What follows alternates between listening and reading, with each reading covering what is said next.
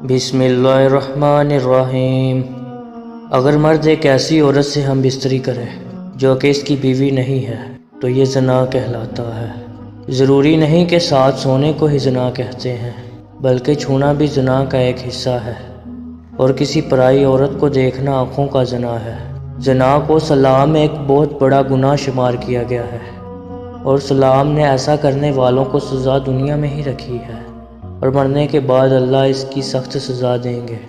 زنا کی سزا کیا ہے اور اس بارے میں قرآن و حدیث میں کیا احکامات ہیں، اور ایسی کون سی 3 عورتیں ہیں جن پر زنا کی سزا عائد نہیں ہوتی، اگرچہ ان پر زنا کا جرم ثابت بھی ہو جائے لیکن ان پر شرعی حد لاگو نہیں ہوگی۔ حضرت محمد صلی اللہ علیہ وسلم نے فرمایا، مومن ہوتے ہوئے تو کوئی زنا نہیں کر سکتا۔ اللہ تعالیٰ قرآن پاک میں فرماتا ہے، اور دیکھو زنا کے قریب بھی نہ جاؤ، یہ بے حیائی اور برا راستہ ہے۔ اگر زنا کرنے والے شادی شدہ ہوں تو کھلے میدان میں پتھر مار مار کر مار ڈالا جائے، اور اگر کنوارے ہوں تو 100 کوڑے مارے جائیں۔ آج کل دیکھنے میں آیا ہے کہ اس گناہ میں بہت سے لوگ شامل ہیں، خاص کر کے اس بازار میں جہاں عورتیں اور مرد جاتے ہیں۔ کسی کا ہاتھ کسی کو لگ رہا ہے، کہاں لگتا ہے کچھ معلوم نہیں ہوتا، چاہے لڑکا ہو یا لڑکی، اور پھر اس گناہ کو کرنے کے بعد اپنے دوستوں کو بڑی شان سے سناتے ہیں، بلکہ ان کو بھی ایسا کرنے کی رائے دیتے ہیں۔ اگر کوئی اکیلے لڑکے یا لڑکی کوئی غلط کام کرتا ہے تو اس کا گناہ اس کے ماں باپ کو بھی ملتا ہے، کیونکہ انہوں نے ان کی جلدی شادی نہیں کی، جس کی وجہ سے وہ غلط کام کرنے لگے، اور شادی کی عمر ہونے کے بعد بھی ماں باپ ان کی شادی نہ کریں تو اللہ ناراض ہو جاتا ہے، اور ان کے گھر کی برکت ختم ہو جاتی ہے، اور ان ماں باپ سے قیامت کے دن اللہ حساب مانگے گا۔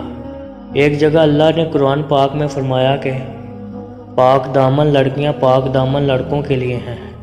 اس کا مطلب یہ ہے کہ اگر آپ اچھے ہیں تو اللہ آپ کو بھی اچھی بیوی یا شوہر دے گا۔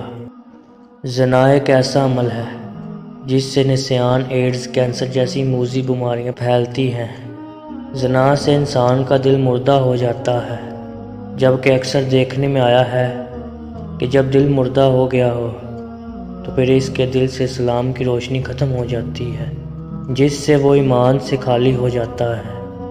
انسان جو بھی غلط کام کرتا ہے، اس کی قیمت اس کے بچوں، ماں یا بہن کو اس دنیا میں ہی ادا کرنی پڑتی ہے۔ امام شافعی رحمۃ اللہ علیہ کہتے ہیں کہ زنا ایک قرض ہے، اگر تو ایسا قرض لے گا تو تیرے گھر سے یعنی تیری بہن بیٹی سے وصول کیا جائے گا۔ اس کبیرہ گناہ کی اور بھی سزائیں ہیں، لہذا خود بھی اس سے بچیں اور اپنے دوستوں کو بھی بچائیں۔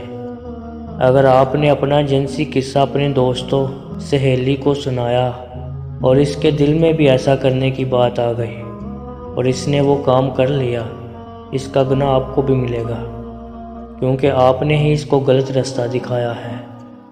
قرآن و حدیث میں ہمیں زنا کی سزا اور اس کے برے ہونے کے بارے میں بتایا گیا ہے۔ اللہ تعالیٰ فرماتے ہیں، زنا کے قریب بھی نہ جاؤ، یہ بے حیائی اور برا راستہ ہے۔ زانیہ اور زانی کو کوڑے مارو، ہر ایک کو ان دونوں میں سے 100 کوڑے۔ اسی طرح نبی کریم صلی اللہ علیہ وسلم نے فرمایا، شادی شدہ مرد اور عورت زنا کرے تو دونوں کو سنگار کر دو، یہ اللہ کی طرف سے سزا ہے۔ زانی ایمان کی حالت میں زنا نہیں کرتا، یعنی جب وہ زنا کرتا ہے تو ایمان سے خالی ہو جاتا ہے۔ رسول اکرم صلی اللہ علیہ وسلم سے بڑے گناہوں کے بارے میں پوچھا گیا تو آپ صلی اللہ علیہ وسلم نے فرمایا، ہمسائے کی بیوی سے گناہ کرنا بڑے گناہوں میں سے ایک گناہ ہے۔ زنا کرنے والا مسلمان عاقل اور بالغ ہو، جس نے یہ جرم اپنے اختیار سے کیا ہو اور جرم کے لیے اس پر کوئی زبردستی نہ کی گئی ہو۔ رسول اکرم صلی اللہ علیہ وسلم نے فرمایا، 3 قسم کے لوگوں کا کوئی عمل نہیں لکھا جاتا، یعنی 3 قسم کے ایسے لوگ ہیں جنہوں نے اگر زنا کیا بھی تو ان پر دین اسلام کی روح سے کوئی حد لاگو نہیں ہوتی۔ ایک تو وہ جب تک بالغ نہ ہو جائے، وہ شخص جو سویا ہوا ہو جب تک کہ وہ بیدار نہ ہو جائے، اور تیسرا وہ کہ جس کا دماغی توازن ٹھیک نہ ہو، دیوانہ ہو، مجنوں ہو، اس پر بھی اس کی کوئی حد نہیں ہے۔ آپ صلی اللہ علیہ وسلم نے فرمایا، میری امت کی بھول چوک اور جس چیز پر وہ مجبور کیے جائیں معاف کر دیا گیا ہے۔ یعنی اگر آپ سے کوئی بھول چوک ہو گئی ہے اللہ تعالیٰ آپ کو معاف فرما دیں گے، یا کسی چیز پر اگر آپ کو مجبور کیا گیا ہے تو وہ بھی اللہ تعالیٰ آپ کو معاف فرما دیں گے۔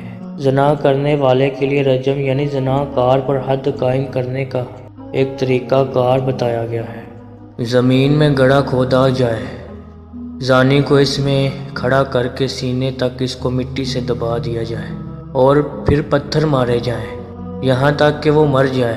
یہ کارروائی امام اور مسلمانوں کی ایک جماعت کے سامنے کی جائے۔ اللہ تعالیٰ کا فرمان ہے اور ان کی سزا کے وقت ایمان والوں کی ایک جماعت حاضر ہونی چاہیے۔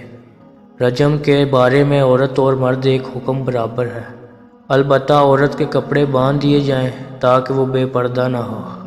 اسلام عصمت و عفت کو سب سے بڑی قیمتی متاع قرار دیتا ہے اور اس کی حفاظت کو ہر شے پر مقدم رکھتا ہے۔